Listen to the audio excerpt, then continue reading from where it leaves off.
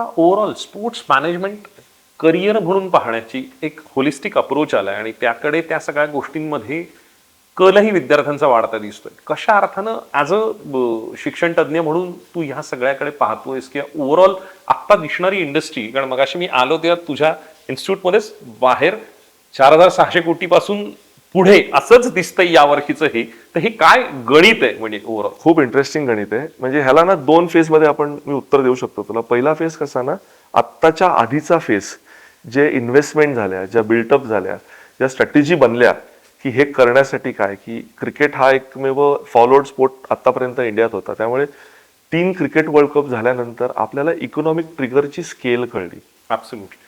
ऑपॉर्च्युनिटीजची scale कळली. आणि त्याच्यानंतर तू जेव्हा बघशील की आपल्या सगळ्यात जवळ कतारमध्ये फुटबॉल वर्ल्ड कप झाला फिफाचा, तेव्हा आपल्या बऱ्याचशा लोकांना ते एक्सपिरियन्स करायला मिळाला. कारण कतार डिस्टन्स जवळ असल्यामुळे भरपूर लोक जाऊन येऊन अनुभवायला लागले.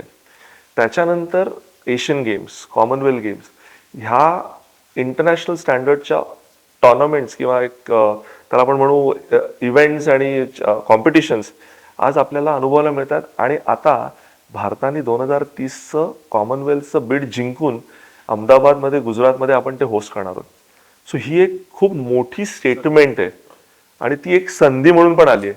आणि आपले ऑनरेबल प्राईम मिनिस्टर्सनी ऑलरेडी अनाऊन्स केलंय की 2036चं ऑलिम्पिक इंडियात व्हावं, ह्याच्यासाठी सगळे प्रयत्न करतात. आणि मला माहिती आहे त्याची स्केल केवढी आहे. त्यामुळे जर का आपण प्री आणि आत्ताचा पोस्टचा विचार केला तर हे एक बोल्ड स्टेटमेंट असेल.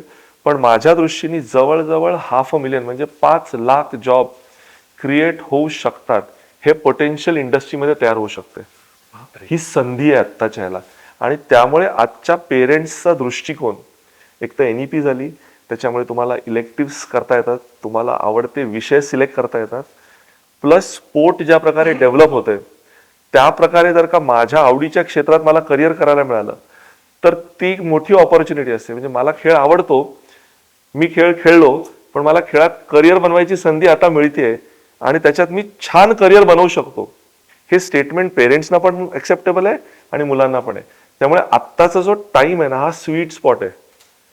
कारण आधीची जी इन्व्हेस्टमेंट झालेली आहे की ते बिल्डअप करून आतापर्यंत आणायचं आणि आता पुढच्या ज्या संध्या येणार आहेत त्याच्यात तुमचं करिअरचं तुमचं पिक्चर दिसणार आहे.